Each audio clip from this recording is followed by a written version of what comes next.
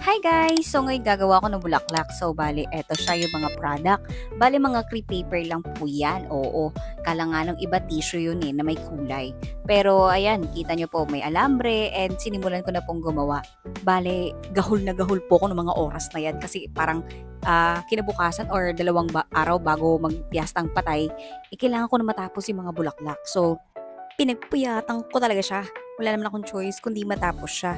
Siyempre, napakamahal ng pinahunan ko dito tapos tayo kikita. Ay, charot. Siyempre, ang goal natin is maubos lang itong product and yun, makapagpahinga. Hindi na ako ulit. Nakakapagod pala yung mga ganitong ginagawa ko. Actually, yearly naman po kami nagtitinda. Ngayon lang ulit after pandemic. Parang 2 years o 3 years kaming hindi natinda. So, yan. Ito po siya yung nagawa ko. Bali, 4 na piraso po yan. Mukha siyang pom-poms pero napakaganda niya kapag nilagay na siya sa lata. O, diba? Happy-happy ako dyan. Alas 12 na yata ng gabi yan. At eto na po siyang lahat. Ipapakita ko po sa inyo. Charan! Diba?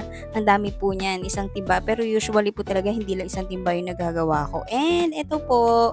Ito po silang lahat. O, diba? Napaka-cute. Very colorful. Oh, transitionist pala ang Ferzan Are. Salamat sa photographer ko ha. Timo, pang malupitan ng montage niya. Oh, mata nyo na lang sana yung mag-adjust. Bahala na kayo. Pero oh, di ba? Ako nga hindi ready. Bulaklak pa kaya. So yan, nakuha din po tayong ma-interview ng isa sa mga sino ba to? Ay, syempre, libreng promotion yun. Kaya tinanggap na natin.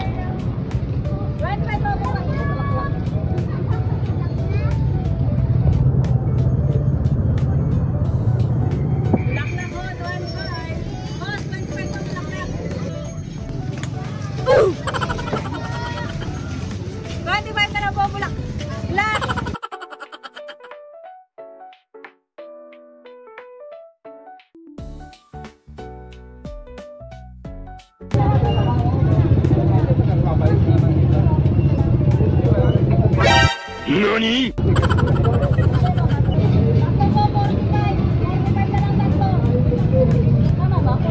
Tama. 45.